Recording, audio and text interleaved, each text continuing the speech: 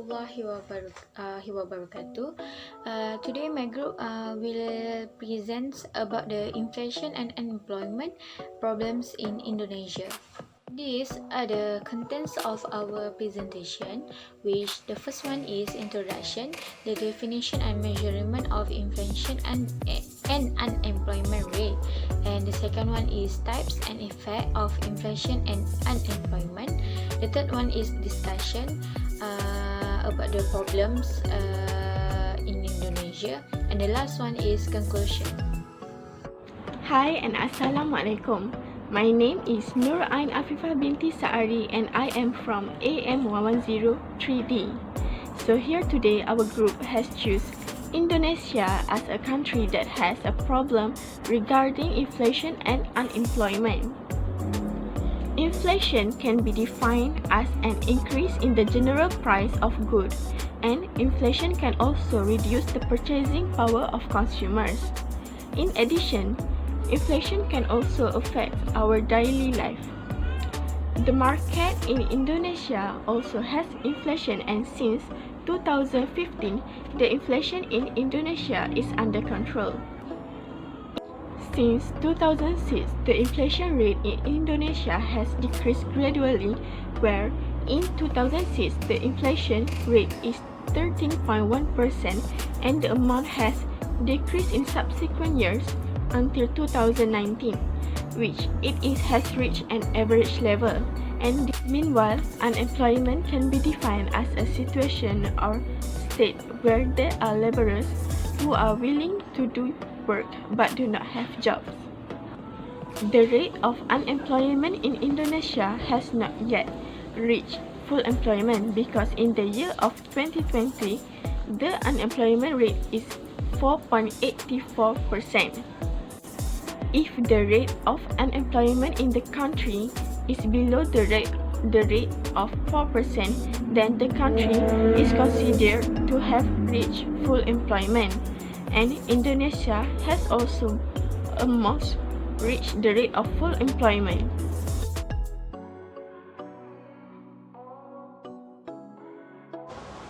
What is inflation? Inflation is the decline of purchasing power of given currency over time.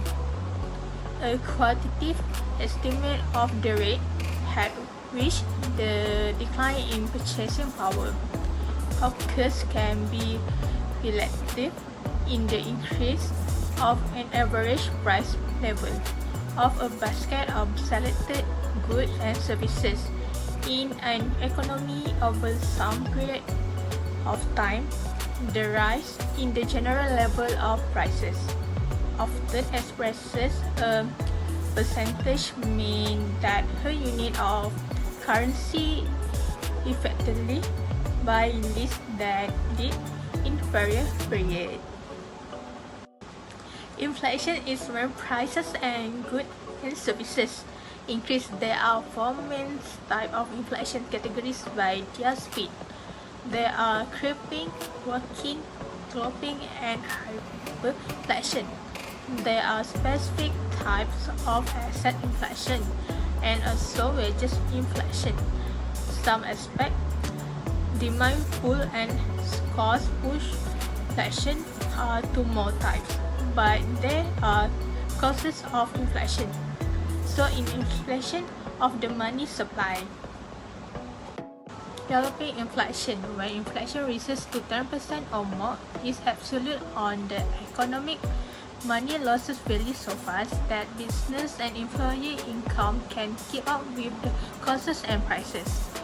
Foreign investors avoid the country is of needed capital. The company become unstable and government leaders lost credibility. Galloping inflation must be prevented at the whole cost. Hyperinflation. Hyperinflation is when prices skyrocket more than 15 a month. It's very rare. In fact, most examples of hyperinflation occur when government bring money to pay for war. Domestic inflation. Inflation originating from domestic. The causes are increase in the amount of money circulating in the community rising prices of goods and services, high public demand, disrupted or limited supply, rising production costs, and much more. Lastly is import inflation. Inflation comes from abroad. The reason is that the price of the import good are more expensive due to the increase the price in the country of origin. Unemployment is significantly highest in the urban area of the country compared to the rural area. It is also interesting to point out that the gap between urban and rural unemployment widened over the past 4 years because rural unemployment has declined more rapidly than urban unemployment.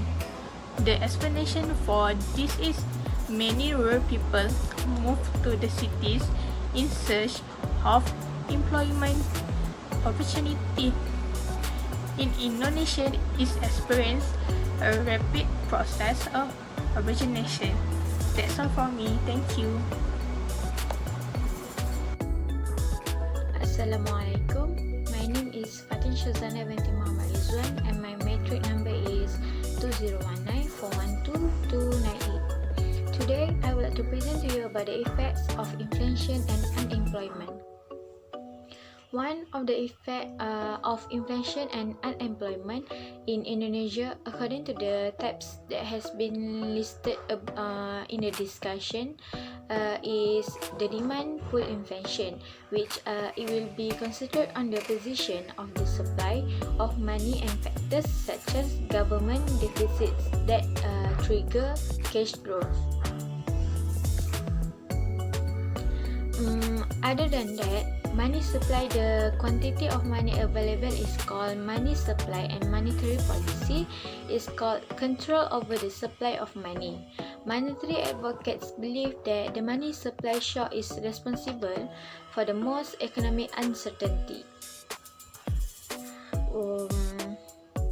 While monetary policy may have avoided many fluctuations in economic terms, most economists argue that it is not the best policy possible.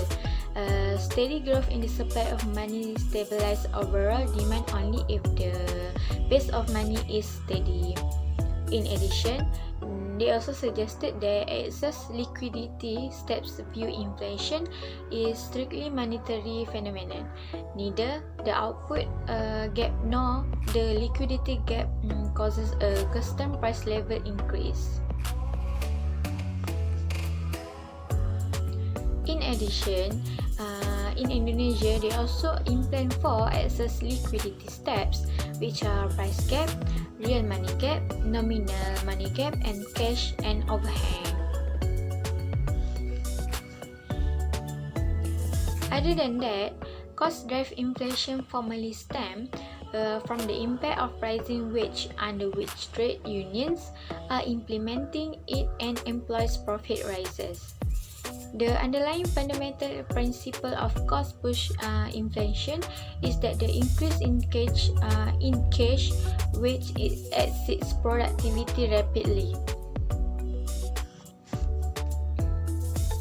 The unions push workers to increase their salaries, which would raise production costs in turn. As a result, businesses are raising the price of their goods in spite of higher costs. Workers will purchase more goods than before because of a higher wage.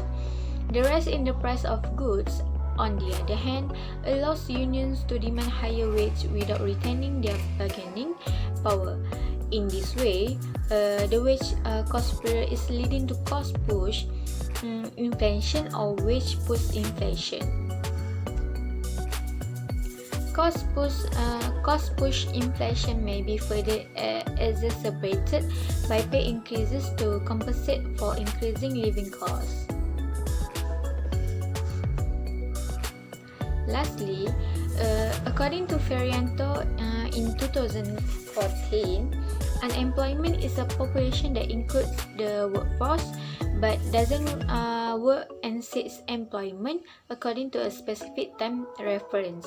The Indonesian unemployment effect is it has been forced into a steady downward trend by more than a decade of macroeconomic growth. But with about 2 million Indonesian joining the labor force each year, the Indonesian government challenge will be daunting. A cause for concern and urgent action is to promote job creation so that the labor market can absorb this category to annually of unemployment among newly graduated people in particular. Indonesia is the world's fourth most populous country after China, India, and the United States, with about 260 million inhabitants. In addition, the nation has a young population, as around half of the total population is below 30 years of age. However, combine these two characteristics means that Indonesia already has a large number of workers, one that will grow larger in the near future, and so it is important that the job development to be improved in the large economy in Southeast Asia.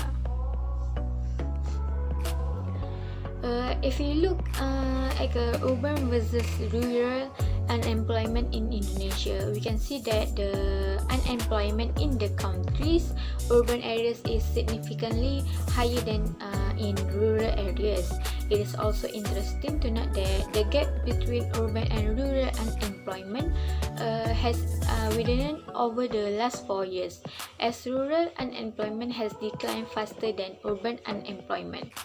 However, the explanation for this is that many rural people are moving to cities in search of employment opportunities. Indonesia is undergoing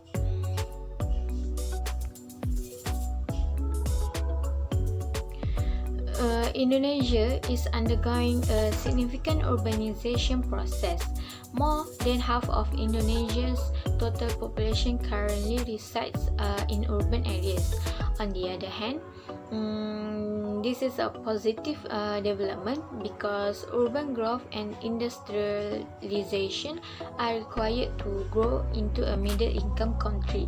On the other hand, this process must always be accompanied by sufficient job creation in cities. Hi, my name is Navana Binti Hafiz. So I'm going to present the discussion on problems in Indonesia. Firstly, the economic crisis. So here is the major problem that has been emerged in Indonesia, which is finance and banking system. The event has been well known in media. It is labeled as Asian economic crisis or Asian financial downturn. Bank Indonesia has been forced to let the currency that float freely. After that, the value of the currency is fallen. Rupiah resulted in the weakness underlying Indonesia's financial sector. Panic selling the rupiah for dollar with debt in dollar by Indonesia's company. It shows a weak ability to monitor and regulate the Indonesia's financial market. Besides that, the social effects.